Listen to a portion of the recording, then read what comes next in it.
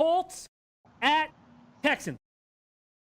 10-6, 4-4 on the road. Colts at 11-5, 6-2 at home. Texans. Open Texans -2.5. Now -1 at most places. You can still find a -1.5 at Heritage and a couple other books. The total opened at 47.5. Now 48 on the board. Intertop's hanging at 48.5. It's very difficult for me to not believe in Andrew Luck. I've been blown away at what he's put together this year after not playing last year. He's revived Eric Ebron's career. He has an O-line that's protecting him. I'm loving what I'm seeing from Marlon Mack and Nyheim Hines. Darius Leonard is the steal of the draft. This Colts defense is underrated. Now, Deshaun Watson got better and better as the year went on. We know that DeAndre Hopkins is a man. Kiki Kute will be coming back. That is enormously important. We know that the Texans front seven is very talented. Is this Jadeveon Clowney's last chance at a monster contract? It possibly is. Right now, I'm uncomfortable with the total, but I am very close to taking the Indianapolis Colts on the money line to start off my wild card week. I can't wait to hear what you guys have to say. Donnie right side, let's start with you. Indianapolis Colts at Houston Texans. The first wild card game of the year, my man. What are you thinking? I mean, the razor sharp. I mean, I think Will Capper said it best. If I'm looking at all of the games this weekend, this is one's right up there. Obviously, with the Baltimore Colts line, which is going to Baltimore Colts with the the Ravens line. Jesus, it's getting this one is intriguing for a couple reasons here. We saw how well the Indianapolis Colts came on late in the season, and rightfully so. I love Frank Reich. I think he's a great coach. But also on the opposite side, I'm always doubting a little bit on Bill O'Brien. You know when Bill O'Brien always has the matchup to his advantage? When he gets Marvin Lewis and the Bengals in the playoffs. It's not going to happen in this one. He's going to get an aggressive coach. He's going to get an aggressive offense. And one of the more interesting stat lines that you're going to see, Jimmy, on the season, how about only 18 sacks allowed in 16 games for the Indianapolis Colts in a primary passing offense? That is absolutely incredible when what you've seen over Andrew Luck for the past couple of years, he was a crash test dummy in the pocket, just saying, well, if he takes more hits, he's not going to extend his career. What a lifeline Frank Reich in this offensive line and offensive coordinator position calling these plays has given him. But this is going to come down to, can the pressure of the Houston Texans defensive line get to the offensive line of the Indianapolis Colts? When you're looking at this game on a whole, I like the way the Houston Texans have played, especially at home this year. I like the way the Indianapolis Colts have come on down the stretch. And if we take a look at both of those early games, Jimmy, 24-21, 37-34. This game is going to come right down to the wire in that same type of fashion here. And we'll spin it around a couple times since we have extra time here. Early on in the prognostications I'm trying to lean every which way possible to take Indianapolis. And as we go along with the show here, I'll give a little bit more tidbits on what I think about the show as well. But early on, just giving a little synopsis there, I think the Colts is the right way to go. But there's a lot of stuff we can go over in this game. I think that's a great idea to handle this. I think we give you guys each 2 chances to talk. So you can talk, we'll hear Whale Capper go, and then we'll go back to Donnie, back to Whale Capper. I think that's a great way to handle this. I like it. Whale Capper, let's get with you, my man. This is a very, very tight game. I agree with Donnie that this is going to go right down to the wire. What are you feeling? What are you thinking? So my gut reaction when we saw the Colts just absolutely delivering a beatdown to the Titans last Sunday was they were going to open this in the ballpark of Houston -3. We would see a total like 44.5. And I was licking my chops to get money down on the Colts money line and the over. I was thinking, this is these two teams is going to be a shootout. This, the Colts are going to be able to pass. They're going to go bananas. They can neutralize the strength of the Texans. They won in Houston recently. That there were a lot of good indicators that were kind of pushing me in that direction. The line opened short, and it's gotten even shorter. Everybody this has been kind of the momentum of the market, the momentum of the narrative here. The Colts are the hot team. Everybody wants a piece of the Colts now. Presumably, loyal listeners of the Audible will remember back in, I'll say, late October. It was the game right before the Colts played the Jets, I remember. We talked about the Colts were still a value at about 100 to 1 to win the AFC at that time. I thought, hey, their schedule coming up looks great. Andrew Luck is obviously healthy. They're going to rack up some wins here. They can make a run for that 6th spot in the playoffs. I grabbed 100 to 1 on the AFC at that time. Lo and behold, here they are in the 6th seed. And as much as I still feel strongly that, the Colts, they've done something special. They've got something great going on. They obviously have a top 5 quarterback in Andrew Luck.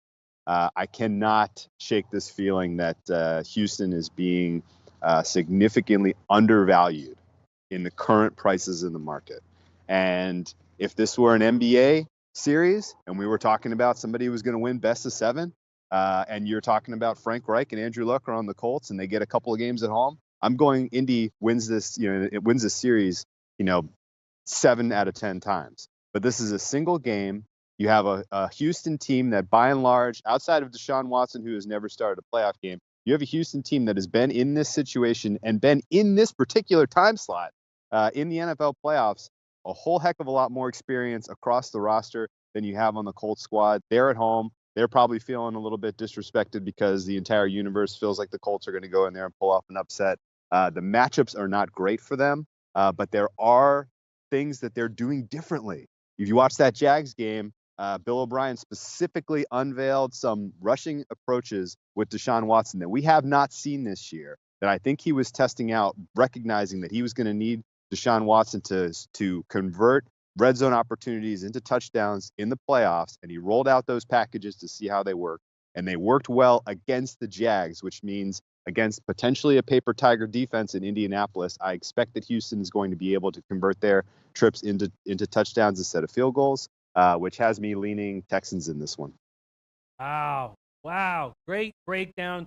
Let's get to the chat a little bit. Tomarino says dual threat quarterbacks like Watson are completely different players in must-win games. Watson will run 15 to 20 times. He will be a different player than we saw in the regular season. Abba Zaba like in the Colts. Cash action. Colts. Barry Miller. Colts by 3. Aaron Leah. Colts. Isaiah Shepard. Clear pass. Mikey D saying, what's up with the Colts center? In or out? You'll be glad to know that he is all good. Ryan Kelly is all good and will be in the lineup. Tasha Mayhew, like in the under 47. Tomarino saying Colts offense built on quick throws because of Luck's shoulder. I think the over has value.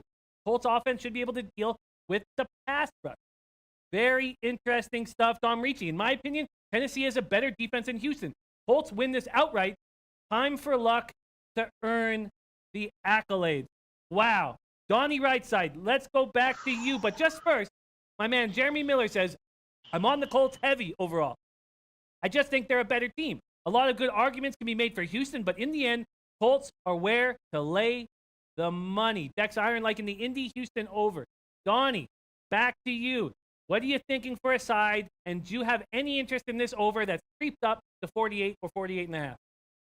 Yeah, it's kind of hard because I agree with Will Capper's sentiment there. If this was one of those games that was going to be played like the other games where you're seeing in the low 40s, because the question I have here is in the playoffs, and we haven't seen it from Frank Reich yet, but if he's anything like he is in the regular season, like Doug Peterson is, that whole, Andy Reid tree, it seems like we're going to press the issue and go for it on fourth downs. And if it's at midfield, let's just say, let's give a little quick ingredient here. Second quarter, 7-3 football game that the Colts are up. They have a 4th and 1 on their own 44-yard line. In the regular season, Frank Reich's probably going to go for that. Does he go for it in the playoffs with the lead on the road? Does he stay aggressive? Tendencies for me would estimate that he does, which in turn should help a total, because obviously if you're at midfield, the worst thing for total bettors is what? Not going for it on 4th and 1 and pinning the other team on the 5. Because if you go for it on 4th down and 4th and 1 at the 50-yard line, you get it, you move on. If you don't get it, the other team has the ball at the 50. So I think Frank Reich, sticking to his guns, should be able to produce an over. But also there's some key ingredients that I don't like overall if you're looking to take the total. I'm not going to play the total either way. I'm just trying to weigh both sides on what my arguments would be against it. T.Y. Hilton's still banged up. This game completely changes on its head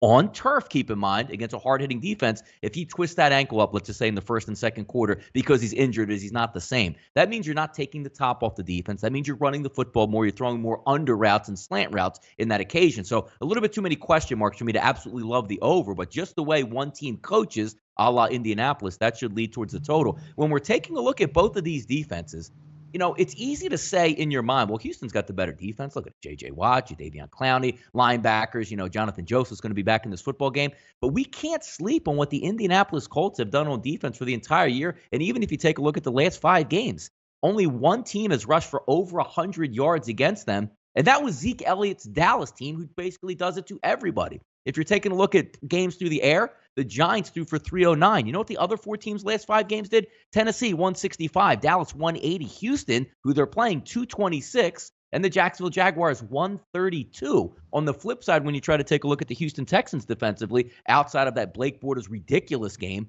that they just had, but it was a great defense, 30 yards on the ground, 89-yard defense. But before that, Philadelphia Eagles threw for 462, the Jets 228, the Colts 386, and the Cleveland Browns threw for 397 yards on this team.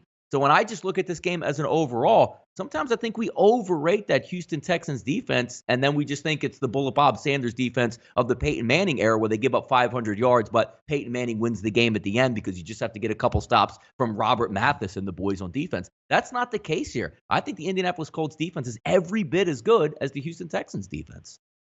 I love that breakdown, Donnie. Absolutely love that breakdown. And it's exciting. It's so exciting to work these shows with you guys. Yes. You're the first person I've heard say it, but yes, I think that is right. I think the Colts defense is just as good. I mean, look at Darius Leonard. This guy is the steal of the draft. Unbelievable. And he's got the Pro Bowl snub going with him.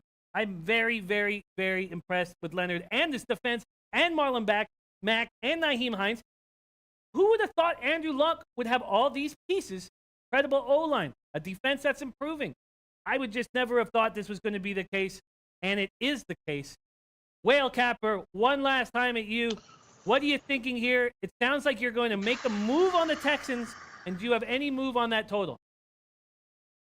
I'm looking for – okay, so I agree with most of Donnie's points. I will caution a lot of this with down the stretch. They've played a lot of teams that were not particularly good, and they played some teams that were in really bad spots.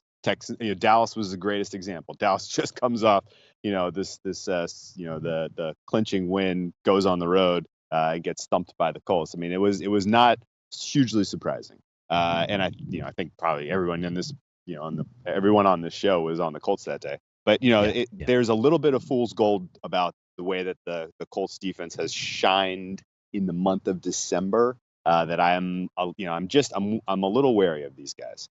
And on top of that, the Texans, they, on paper, they don't look like they have a lot of weapons. I don't know who's going to cover Hopkins. Hopkins should have, room to run down the sidelines, and Watson and Hopkins might have an all-time kind of day here. But I look at the total from the standpoint of Donnie is right. We are likely going to see aggressiveness, especially in the second half.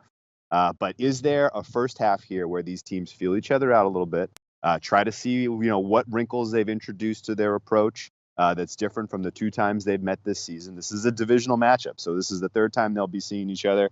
And we saw, wide open game the first time, much tighter game the second time. And I could see, the first half here being a little bit of feel each other out, a little bit of nerves potentially on Watson creating a turnover, a little bit of nerves on Andrew Luck. Andrew Luck had a pretty egregious turnover in that game against the Titans. Unfortunately for bettors like myself, it resulted in 7 points the other way. But I think the first half under is a decent look here, especially if you can get on number like 24. I think the kind of the over steam has helped inflate that first half total to where it's bettable on the under. And then I think a second half over where you see these teams going pretty aggressively trying to, and we've seen it. They can go score for score with each other when their backs are against the wall. So I feel like we're going to see 10-7 sort of first half type of score line. And then it ends with whoever has the ball last, kicks the game winning field goal. Maybe it's the GOAT Vinatieri. But I have the ability to take a free swing here on Houston because I'm holding some pretty nice future positions on the Colts, and so that's probably where I'm going. And I'm specifically trying not to be biased that these futures are so good, and I'm being a little bit cautious here, trying to make sure that I'm not falling into sort of a recency bias trap with the Colts because they've beaten up on some pretty poor teams. I hear that, and that first half under is a very interesting look at 24. You're right. It's getting bet up. It could get bet up a little more. I am leaning towards the Colts money line, but I may have to watch this show again. Hey guys, thanks for tuning in to our channel. Now, we've put a lot of work into producing all these free videos, so please help us out and keep all our content free for you forever by simply liking, sharing, commenting, and subscribing. Now, not to mention, a visit to our industry-leading website will warm the hearts of all our SBR employees, especially myself. Now, the links are over there to the left, so do check those out. Thanks for watching.